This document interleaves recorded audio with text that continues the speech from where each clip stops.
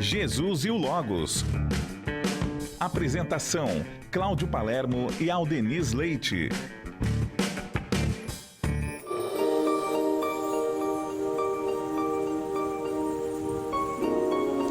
Olá, seja muito bem-vindo, seja muito bem-vinda ao programa Jesus e o Logos. Hoje eu, na apresentação Júlio Sena, estou com o nosso queridíssimo doutor Aldeniz Leite. Seja bem-vindo, doutor. Obrigado, Júlio. Bom dia.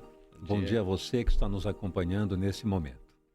E você que já está ligado e ligada aqui no programa Jesus e o Logos, hoje nós vamos falar sobre um tema que com certeza você já ouviu falar, ou talvez até esteja passando por ele, é muito comum, que é a psicologia das massas. Vamos falar das opiniões, aquela opinião da multidão, não é, doutor? Isso. Esse que é um tema que provavelmente muita gente já vivenciou ou está vivenciando. Nem tem como não vivenciar, né? Nós somos, caracteristicamente, pessoas que têm um instinto gregário. Nós precisamos uns dos outros e formamos grupos, né? Então, o ponto é, hoje o estudo seria assim: qual é a importância que tem a opinião do grupo, da massa, daquela condição de multidão em que às vezes nós nos encontramos, multidão aí no sentido simbólico. Sim. Pode ser um grupo de pessoas reunidas numa mesa ali, pode ser uma grande multidão, né? Pode ser, enfim, qualquer contexto de grupo que emita uma opinião. E aí, como é que nós nos comportamos diante disso? Nós cedemos com facilidade à opinião das pessoas? Nós temos a nossa própria opinião e sabemos apresentá-la, mesmo discordando do grupo ou da massa? Nós temos uma vontade própria ou nós nos deixamos levar por aquilo que Viktor Frankl chamou de o espírito de época?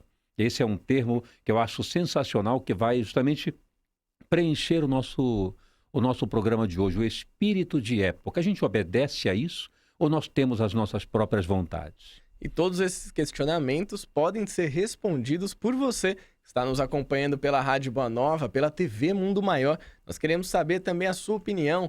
Nos compartilhe aqui com a gente as suas histórias, aquilo que você já passou e que tem a ver com esse tema, ou mesmo as dúvidas que possam surgir. Você pode participar ligando para nós através do 0800 979 5011, 0800 979 5011 e também pelo WhatsApp. Esse é um convite especial que a gente faz para que hoje as participações elas venham através do nosso canal de WhatsApp. Anote o número aí, 11 9 9643 3827. Vou repetir para você, 11 9 9643 3827. Mande as suas participações para o programa Jesus e o Logos de hoje, falando sobre a psicologia das massas. Vamos começar então, doutora Aldeniz, trazendo uma questão muito interessante, que ela está lá no Evangelho de Lucas, capítulo 23, versículos 1 e 2, que diz o seguinte: E levantando-se toda a multidão deles, o levaram a Pilatos, e começaram a acusá-lo, dizendo: Havemos achado este pervertendo a nação, proibindo dar o tributo a César, e dizendo que ele mesmo é Cristo, o Rei. Jesus foi ovacionado pela multidão quando entrou em Jerusalém na Páscoa. Mas 6 dias depois, o povo já estava gritando contra ele para que ele fosse crucificado. Por que, doutora Aldeniz, houve essa mudança tão repentina no comportamento da multidão? É uma pergunta, eu acho essa pergunta sensacional. Eu me fiz essa pergunta durante longo tempo e, na verdade, foi a logoterapia que me trouxe essa resposta. Naturalmente, é uma resposta abrangente. Cada caso é um caso específico, mas pelo menos nós temos um norte para entender por quê. Um grupo de pessoas, aliás, um grupo importante, naquela época, por exemplo, Jerusalém, triplicava o contingente populacional na época da Páscoa. Conforme algumas estatísticas da época, sobretudo de Flávio Joséfo, que foi o historiador do século I, ele coloca mais ou menos que havia aproximadamente, na época da Páscoa, cerca de 120 mil a 150 mil pessoas ali. O que é significativo. Sem dúvida. Né? O que mostra que triplicava a população naquela época, portanto, seria ali da ordem de 40 mil, 35 mil, 40 mil habitantes. Isso triplicava na época das festas, né? Dos tabernáculos, da Páscoa, etc. Então, nós encontramos ali, conforme consta nas narrativas do Novo Testamento, que uma multidão muito volumosa recebeu Jesus sustentado por um burrico na entrada de Jerusalém, ovacionando, gritando o nome dele e dizendo que ele era o Messias, abanando folhas de palmeira e assim por diante. Pouco tempo depois, alguns dias, 5 a 6 dias depois, estava essa mesma multidão, porque as pessoas eram as mesmas, naturalmente, estavam ali aquelas pessoas gritando, crucifica-o. E eu me perguntei, como é que pode haver uma mudança de opinião de glorificar para condenar em 6 dias? O que é que isso significa do ponto de vista psicológico? E então, a logoterapia justamente estuda, a partir de Viktor Frankl, o contexto do que se chama neurose coletiva, mostrando que nós somos criaturas, por vezes, diferentes quando estamos em solidão do que quando estamos em multidão. Em multidão, a nossa imaturidade psicológica, por vezes, sofre danos consideráveis, levando-nos a concordar ou a nos despersonalizar, conduzindo-nos, portanto, conforme aquilo que ele chamou de espírito de época. Isso acontece no mais cotidiano do que a gente possa imaginar. Por exemplo, houve uma novela, já faz um bom tempo, Sim. em que era uma novela ligada a cowboys. E surgiu, então, um chapéu e um cinto que um artista ali, que um ator, que era o protagonista, utilizava e que as lojas passaram a vender maciçamente. E todo mundo comprou. Era uma onda de usar chapéu, de usar um cinto diferente, com aquele couro específico, aquela fivela marcante, aquela calça jeans com a foto de um cavalo. E todo mundo começou a comprar. É o espírito de época. Sim. Se nós perguntássemos, que naturalmente não há nenhum problema de comprar o objeto. A questão não é essa aqui, é uma análise psicológica. Se nós perguntássemos para um grande número de pessoas, por que você comprou isso? Muitos responderiam lá do íntimo realmente, porque todo mundo está usando. Eu não posso ficar diferente. É o espírito de época. Nós nos conduzimos conforme aquilo que acontece na massa. Isso, no fundo, para a logoterapia, é um caso de despersonalização ou uma eliminação da liberdade individual de poder escolher. Eu não escolho a roupa que realmente me cai bem, me agrada. Ela pode até ficar apertada, ela pode até ficar meio disforme, mas está todo mundo usando. Sim. Eu vou usar. Ali aconteceu, de certa forma, a mesma coisa.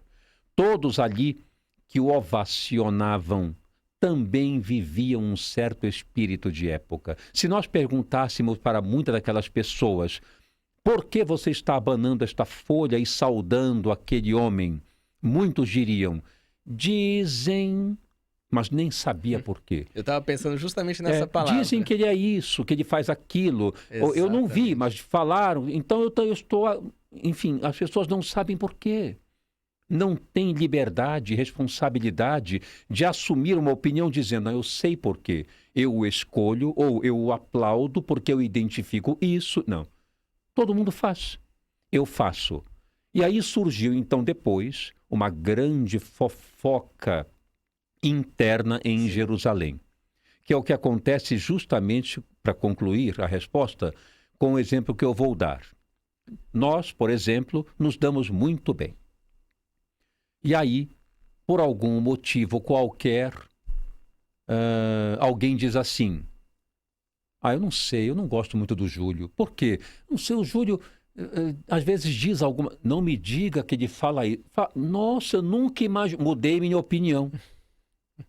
Agora, por que eu mudei minha opinião? Por que aquilo que eu acreditava, eu não posso continuar de momento? Não, eu discordo. A minha convivência com ele é excelente. A opinião, o modo como ele vive, aquilo que ele escolhe é algo dele, porém, o meu contato com ele é excelente, ele continua sendo para mim alguém que eu prezo muito, discordo de você. Por que eu não faço isso? Por que eu digo, nossa, não me diga, meu Deus, e eu que imaginei? Nós temos essa imaturidade psicológica. Sim.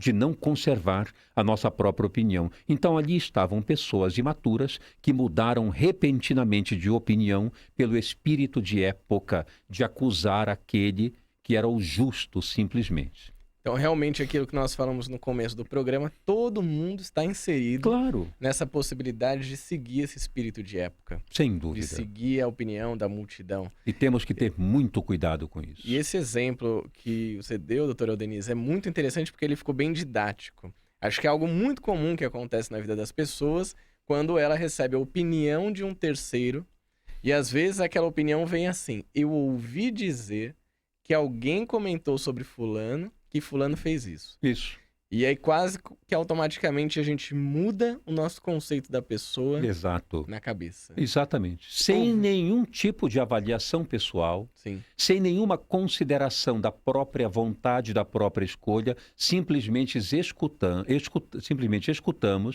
ventilar uma coisa no ar que nem sabemos e já tomamos aquilo como verdade sim. absoluta. E aí a pessoa passa por, olá, oi, tudo bem? Já mudamos com a pessoa. E se perguntarmos por quê? Porque a pessoa não sabe. Sim. Ela não tem opinião própria, ela está de acordo com a massa.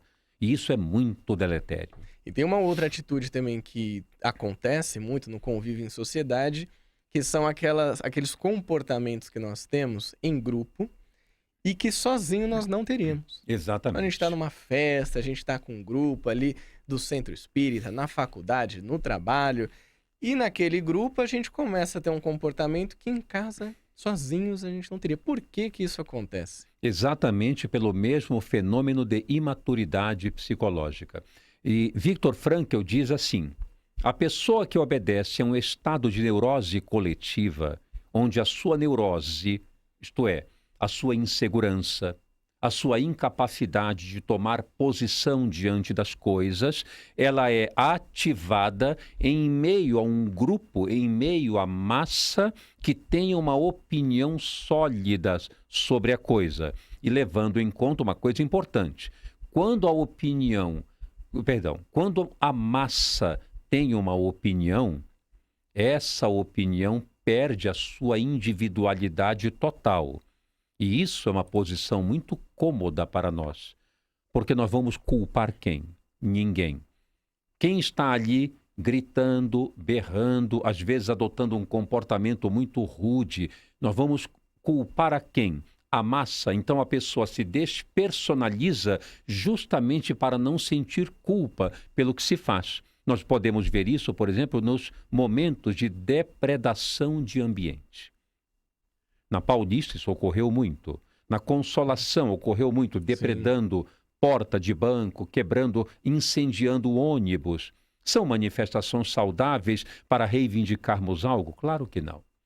São simplesmente espíritos de época que nós obedecemos, onde, já que todo mundo faz, eu faço. E se eu fizer, ninguém vai saber, porque eu estou inserido na massa. Eu posso fazer qualquer coisa que ninguém terá culpa, porque a massa nunca tem culpa. É bastante cômodo. Então nós, em determinados ambientes, mediante a nossa imaturidade psicológica, não temos a força em grupo de fazer coisas que sozinho faríamos. A pessoa diz: então eu acho tal coisa, você não acha, fulano? Eu não acho, mas eu acabo dizendo: não, verdade, você tem razão. E começa a rir daquilo, debochar de alguma coisa, debochar de uma pessoa, coisa que se eu estivesse em casa vendo TV, aquilo nem me passaria pela cabeça.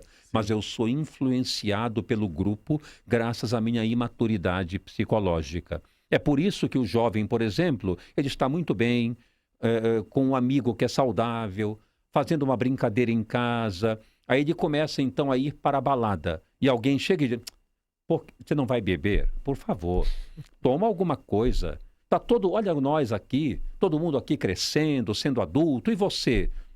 Ah, tá bom. Entra no espírito de grupo ou no espírito de época, e se nós perguntarmos por que você fez aquilo? Não, porque eu tomei uma decisão, eu resolvi hoje experimentar o álcool, eu tomei essa decisão em... Não, disseram que era para eu fazer, todo mundo está fazendo, eu me inseri para não perder o espírito de grupo e não ficar alheio, à margem, perde a responsabilidade sobre si. É por isso que acontece graves danos no campo individual, porque obedecemos ao grupo que também está desnorteado. E acaba terceirizando a responsabilidade da nossa vida. Esse termo é excelente. Para outra pessoa, né? Terceirizar responsabilidade. Eu vou até gravar isso. Gostei disso. Sim. Nós tiramos de nós e mas foi o outro. Foi o outro. Não fui eu. Muito fácil, assim. Agora, é interessante, né, doutor Aldenir, você trouxe o exemplo, né, desse jovem que vai estar ali no grupo e acaba fazendo por conta da massa. Só que é muito comum também quando a gente ouve, não a pessoa assumindo, eu fiz porque todo mundo fez. Ela acaba, às vezes, até se escondendo para não admitir que foi na onda do grupo. E a gente vê isso acontecendo, enfim, não só na juventude, em todas as idades. Como que a gente pode entender, pelo aspecto psicológico, quando a pessoa sabe que está seguindo a massa, sabe que fez sem uma opinião própria, mas ela se esconde numa máscara de que, não, eu fiz porque eu quis mesmo. Aí no fundo, no íntimo, ela sabe que não foi bem assim. Verdade. Isso aí, Viktor Frankl estudou bastante essa neurose da coletividade. Sim. Baseado, inclusive, eu vou até ler daqui a pouco um trechinho que eu achei muito interessante, de um psicólogo que viveu no século XIX, século XX, faleceu em 1930, chamado Gustave Le Bon. Ele era sociólogo e psicólogo e teve um livro sensacional chamado A Psicologia das Multidões. Um livro sensacional e que ele trouxe até um trechinho depois, eu vou ler, mas vem de acordo com o que você apresenta. Viktor Frankl disse o seguinte: existe um pensamento neurótico da coletividade chamado pensamento coletivista, que nós vamos até abordar um pouco ao longo do programa. Esse pensamento diz assim: eu sigo a opinião das pessoas, porque dessa forma eu não preciso dar na vista ou entrar em evidência. Mas, ao mesmo tempo, o complexo de inferioridade que é ativado mediante seguir a opinião das pessoas faz com que a criatura adote o reverso. Ela busca um estado de superioridade e diz: não, eu também sei o que estou fazendo. Por exemplo, muitas passeatas, embora se justifiquem, claro, pela reivindicação de um direito que a sociedade tem, aliás, deixo claro aqui que sociedade não é a mesma coisa que massa. É um conceito completamente diferente. Sim. Sociedade é um conjunto de indivíduos que têm propósitos conscientes e caminham juntos em prol de um objetivo comum e saudável. Isso se chama sociedade.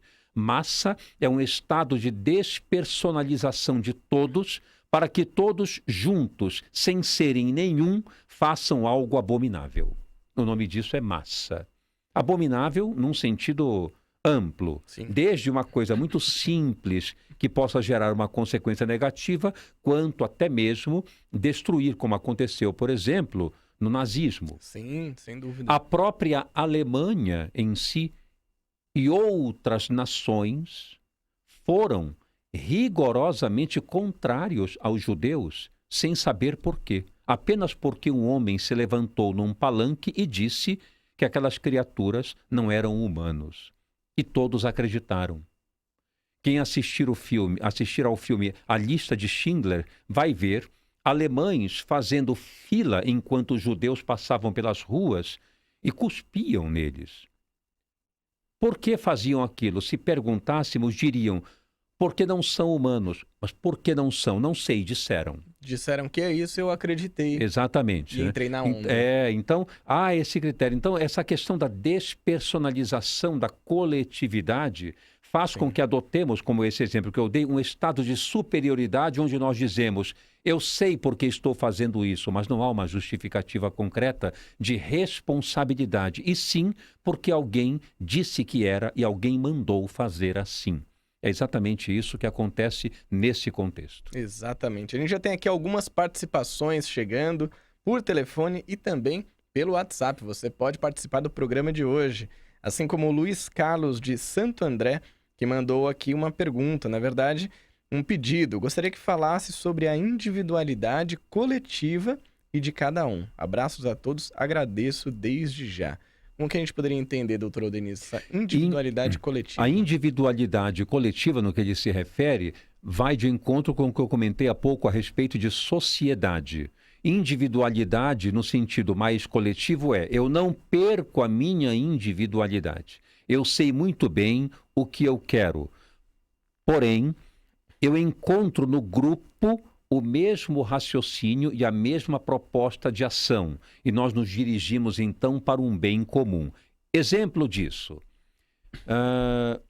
Desperdício de água. Por exemplo, a água está acabando. E nós precisamos, então, ter um critério de consumo, um critério para não ficar, por exemplo, lavando o carro desnecessariamente, lavando a garagem, a água está escassa. O que faz a sociedade e não a massa? Todos conscientes individualmente de que aquilo é bom, repercutem como sociedade para um bem comum. Aí está, então, a individualidade pessoal que entende o que acontece e encontra uma razão para isso, que responde, portanto, em sociedade da mesma forma, que seria a individualidade coletiva, o que é totalmente diferente da massa que despersonaliza. Bacana, a gente teve também aqui participação da Dirce de Sorocaba, que mandou a mensagem seguinte: parabéns pelo programa. Esse programa ilumina minha casa e meus filhos. Meu filho é evangélico e tem aprendido muito com o programa. Que ótimo. Olha que bacana, Muito né? bacana isso. E também a gente recebeu aqui da Dilceleda de Mogi uma pergunta. Ela pergunta o seguinte: será que nessa época, na época de Jesus, éramos nós encarnados que ajudamos Jesus a ser levado e acusamos Jesus? É uma pergunta bastante interessante. Interessante, né? Eu quero responder sucintamente, mas trazendo dois raciocínios. O primeiro, é possível que sim. Já que o fenômeno dos renascimentos corporais é uma evidente situação, isto é comprovado, a doutrina espírita mostra isso através da informação dos espíritos, da codificação. Então, é um fato, e a reencarnação é conhecida de longa data, muito antes do espiritismo. Desde que o mundo é mundo, o fenômeno da reencarnação é evidente, ela se manifesta, as criaturas têm esse elemento dentro de si, né? Compreendido de alguma forma. Então, é possível que sim. Porém, do ponto de vista psicológico, a resposta é assim: tenhamos cuidado para que isso não nos torne criaturas culpadas, desmerecidas, criaturas que olham para si e dizem, meu Deus, como é que eu pude fazer aquilo? Não levemos para esse lado. O fenômeno da cruz, por exemplo, do ponto de vista psicológico, tem um pouco essa característica, né? Nós transferimos para Jesus todo aquele estado de insatisfação que temos e ele, então, morre na cruz para lavar os nossos pecados e limpar, eliminar definitivamente as nossas dores. De um ponto de vista psicológico, isso é negativo. Peço licença para fazer uma análise, claro. Mas isso é negativo, porque isso, de uma certa forma, diz que todos os meus erros eu transferi para o sangue daquele homem. Isso institui um estado de culpa. Por que eu não assumo responsabilidade? Na verdade, ele morreu na cruz para dizer a nós: o que quer que aconteça, defenda o seu ideal e nunca se subjugue à massa. Assuma a responsabilidade pelo que você defende. Sim. Então eu assumo. O sangue da minha dor, eu mesmo vou digerir. Esse é o ensinamento que ele nos traz, e não transferir para ele. Então, cuidado com essa questão da culpa, de dizer, será que nós fizemos com que ele estivesse lá? A nossa imaturidade pode ter feito isso. Mas hoje, você que está assistindo, já com um novo ideal, eu, o Júlio, todos nós, estamos num comportamento totalmente diferente, defendendo o quanto podemos. Isso é que importa agora. Perfeito. A gente tem aqui mais participações chegando. Dessa vez é da Fátima Mendes Rosa, de Pouso Alegre, Minas Gerais. E antes de ler a pergunta aqui da Fátima, eu quero convidar você que está nos acompanhando pela Rádio Boa Nova, pela TV Mundo Maior, a mandar também a sua mensagem através do nosso WhatsApp. É só anotar aí 11 99643 3827. Mande a sua pergunta, a sua participação no programa Jesus e o Logos de hoje. Bom dia, queridos. A Fátima pergunta, seria a mesma coisa que o inconsciente coletivo?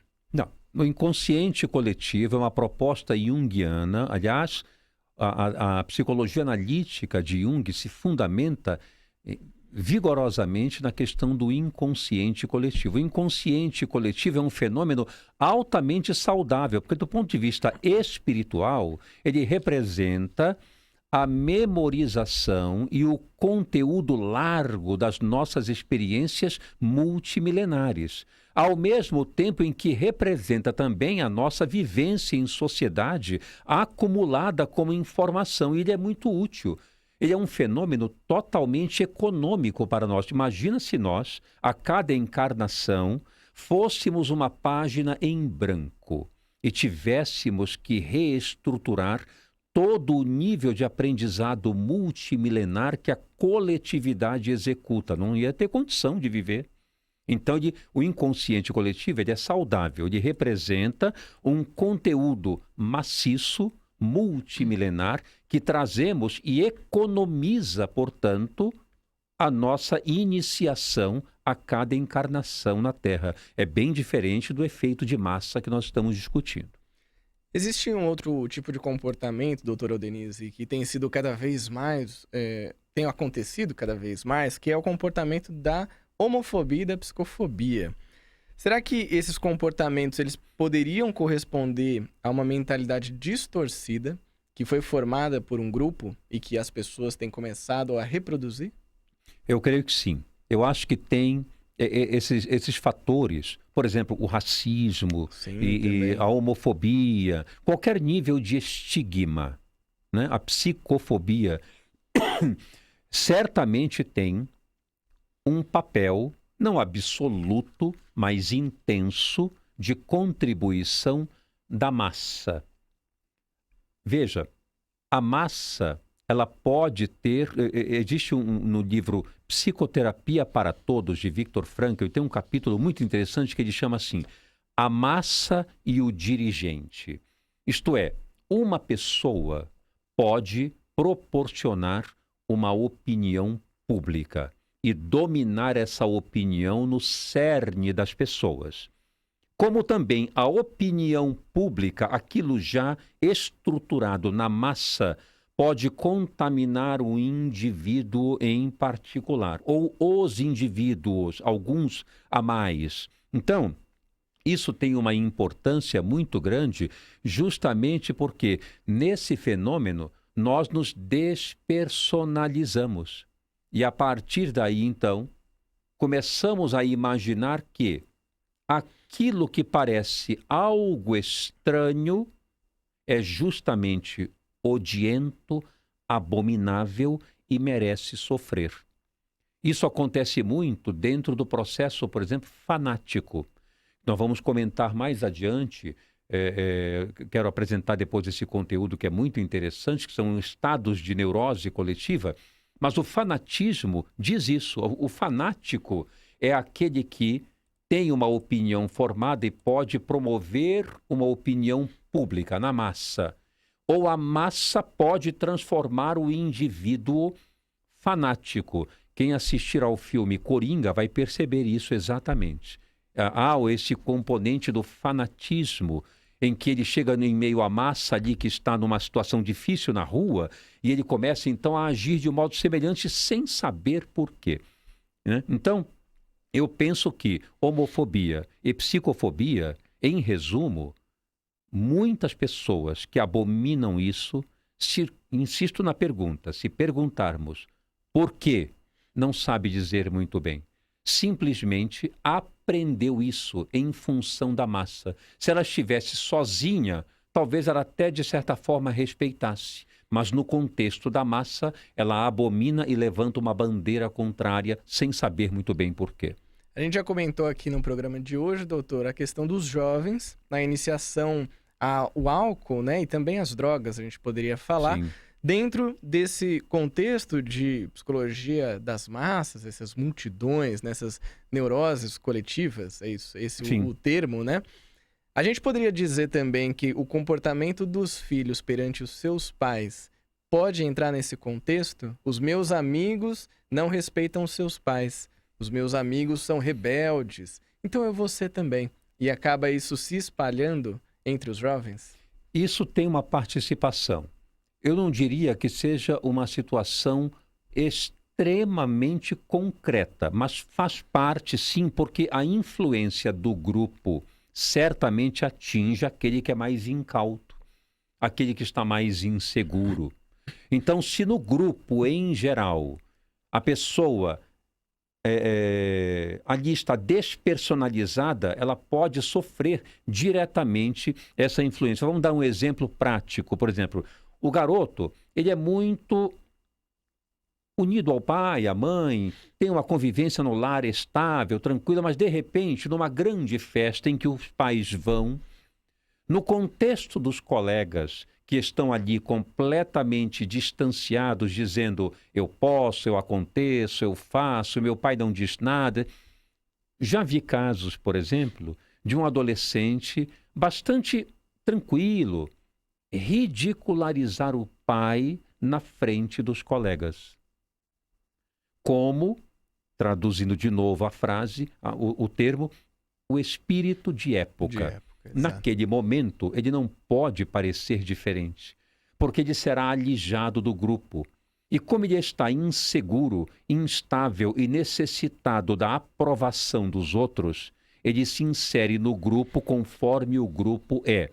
E se o grupo está totalmente desvinculado dos pais, sendo, portanto, jovens, adolescentes, sim, ele não pode estar diferente. Então ele adota um comportamento de ridicularizar o pai, todos riem, todos acham engraçado, e ele continua ali inserido como o poderoso similar aos outros. Mas em casa, ele é carinhoso, ele é atencioso, ou seja, ele faz em multidão o que em solidão normalmente ele não faz. Ele não faria. A gente recebeu aqui um WhatsApp muito interessante da Elaine Stroder, ela é da Vila Carrão, São Paulo, e ela disse o seguinte: bom dia, queridos amigos, uma semana abençoada.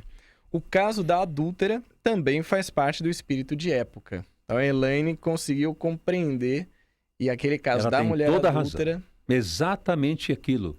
As pessoas com as pedras nas mãos, sim, muitos atiraram pedras sem saber por quê. Essa é a grande verdade. Poderiam, naturalmente, nem aprovar diretamente aquilo, sim, mas não sabiam por que não estavam aprovando, ou seja, não tinham decisão pessoal. Era sim, um costume orientado desde a época de Moisés. E eles obedeciam a um costume, a um espírito de época milenar. Simplesmente isso. Então, faziam aquilo justamente sem saber por que. Ela tem razão. É um outro exemplo que nós podemos citar. E agora acho que é importante a gente trazer, então, o que Viktor Frankl estuda, né, sobre a psicologia de multidões, que são 4 elementos, poderíamos dizer assim, 4 fases, né, que a pessoa pode passar dentro dessa psicologia de multidões. Quais seriam, doutor Aldenir? Olha só que interessante. E, inclusive, eu acho isso tão fenomenal, porque nós vamos perceber que está intimamente ligado aos ensinamentos de Jesus. Sim. Vocês vão perceber, você que está acompanhando aqui, na medida em que eu for apresentando essas propostas, esses itens, nós podemos correlacionar esses itens com a parábola do semeador. vamos recordar sucintamente. Um semeador saiu a semear. A primeira porção de sementes caiu à beira da estrada. Vieram as aves do céu e comeram. A segunda porção caiu sobre o pedregulho. Cresceu um pouquinho, mas como não havia terra profunda, morreu. A terceira caiu sobre os espinheiros. Cresceu, ficou viçosa, mas se sufocou pelos espinhos. E a quarta, então, produziu um fenômeno saudável, 30, 60 e 100 por 1. Então, resumindo, a parábola para a gente fazer a comparação. Sim. Então, veja que interessante. As 3 primeiras, que são patológicas, coincidem justamente com as propostas das neuroses coletivas. Qual é o primeiro estado de coletividade que está doente? Victor Frankl chamou de atitude provisória. É um modo de viver patológico, em massa. Em sociedade, sim, como a sociedade estivesse doente. Mas aqui, para a gente diferenciar, estamos falando de massa ou de multidão e não de sociedade, que é para um fim objetivo e saudável. Então, uma doença em massa, atitude provisória, é aquela pessoa que o amanhã não importa. Tudo é hoje. O que importa é viver hoje. Mas se amanhã as consequências não forem boas, não importa. Importa é que amanhã não sei o que vai acontecer, pode cair uma bomba atômica, podemos morrer, a morte chega, a velhice chega, e a gente não pode fazer mais nada, então vamos viver o hoje e fruir ao máximo. É o estado de egocentrismo por uma existência provisória. Isso é altamente perigoso. Sabe uma coisa interessante, Sim. doutor Aldenilson? Hoje de manhã eu estava no Instagram, estava ali mexendo e tal, vendo algumas postagens, e eu vi um meme, uma piadinha na internet, uma brincadeira, que mostrava um rapaz de um lado e escrito em cima assim: recebi o salário e gastei tudo como se não houvesse amanhã. De um lado. Excelente. Do outro era o mesmo rapaz chorando e em cima estava escrito: o amanhã chegou. Exatamente. É o que muitas vezes acontece na nossa vida. Perfeito isso, perfeito. Né? E isso aí demonstra, vou pegar esse gancho, que você deu esse exemplo maravilhoso. E aí acontece o seguinte, o chorar depois, que é quase sempre o que acontece. Né? Salvo exceções, nada é 100%, Claro. mas quase sempre não nos damos bem. Porque essa pessoa que viveu o provisório, o que importa é o hoje, é eu me sentir bem hoje. Amanhã não sei. Aí o amanhã chega, que representa o hoje lá no amanhã. Não tem mais amigos, a família não está mais presente, porque ele só pensou nele, ele não tem mais emprego, não tem mais dinheiro, e aí vem o segundo estágio da atitude provisória, que não conserta mais nada, que é quando a pessoa diz assim: agora é tarde para eu encontrar uma vida plena de sentido, e continua no provisório vivendo aquele momento da pior maneira possível. Então é uma atitude bastante patológica. Sim. O planejamento, avaliar as consequências para o futuro, ponderar sobre tudo e realizar aquilo que realmente é de valor e não de prazer, é o grande fator preventivo para termos uma vida mais planificada. E cabe ao primeiro item, que é quando a semente cai à beira da estrada, isto é, a pessoa nem percebe, cai na vala do inconsciente e vai embora, se perde e a pessoa continua na sua estrada do imediato, sem buscar aquelas sementes que têm valor, que têm sentido. É o primeiro item. Sim. O segundo que Victor Frankl propõe é a atitude fatalista. Nós comentamos até antes do programa sobre isso, né? Primeiro, Deus tudo provê. É verdade. Mas ele espera a nossa ação. Sim. Ele espera que façamos alguma coisa. Ajuda-te, que o céu te ajudará. Mas nós dizemos assim, bem, tudo está vinculado ao destino. O destino é a fatalidade. Nada se pode fazer contra isso. Então nós vamos vivendo à mercê das coisas.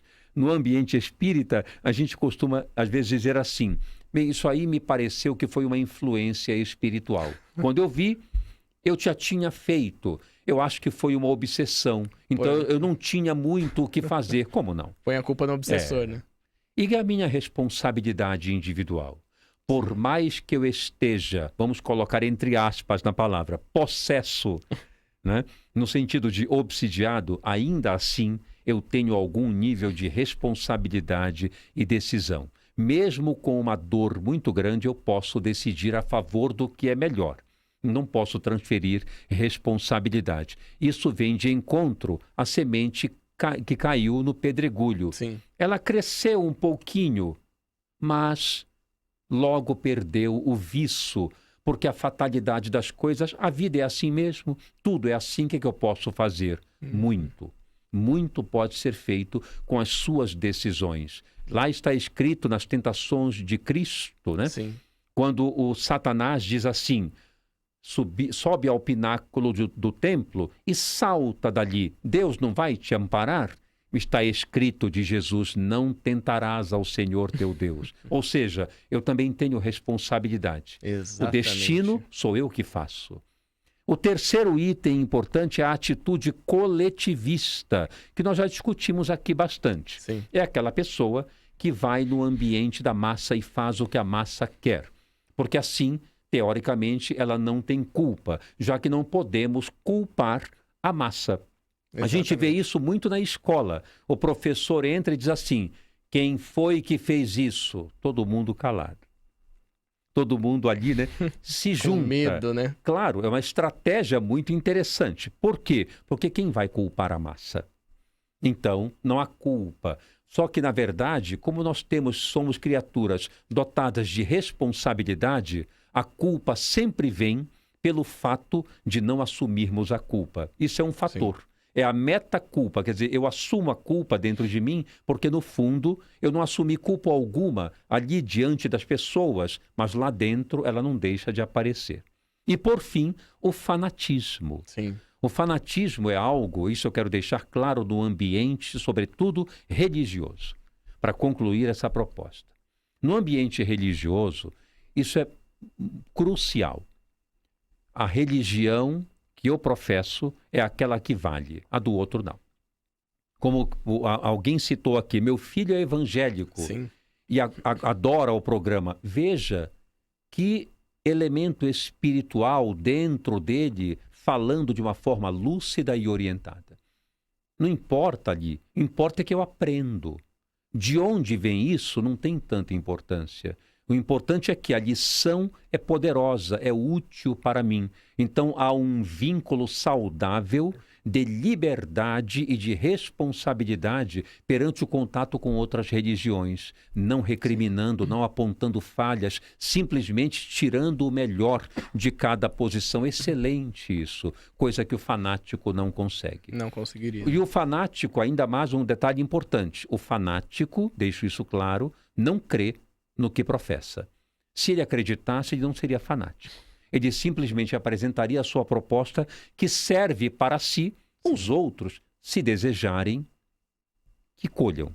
Se não, não tem problema. Ele crê. O fanático não. O fanático vive em busca constantemente de uma aprovação dos outros em relação ao que ele crê, porque senão ele tem dúvida no que crê.